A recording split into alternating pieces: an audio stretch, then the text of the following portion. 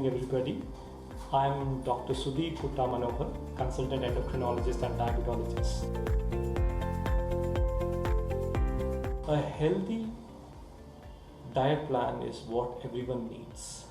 So I no longer tell my patients to eat a diabetic diet, but I tell them to eat a healthy, balanced diet which everyone at home should try and follow. Some of you might have seen the healthy eating plate concept, where if you look at your meal, you should balance your meal such that fiber-rich foods such as vegetables and a portion of fruits, dals make up a majority of your meal, which is at least 50% of your plate.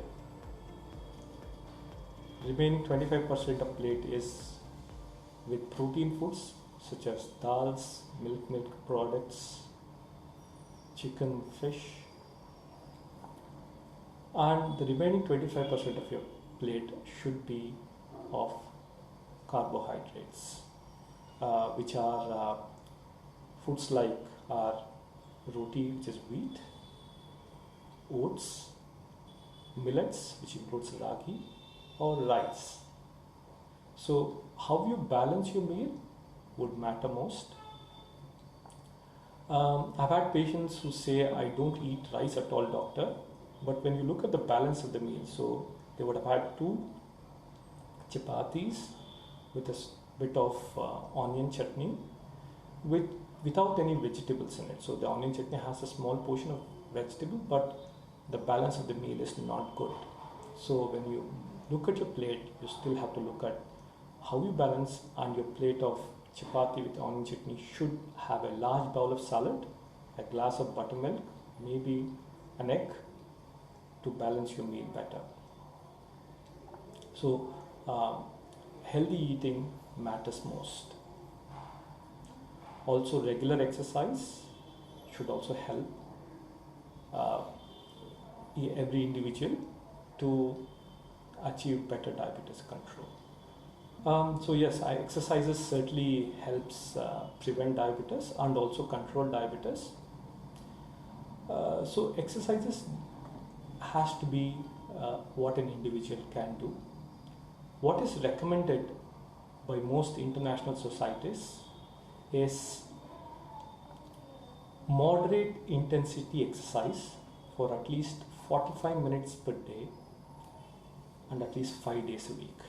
And how do we define moderate intensity exercise?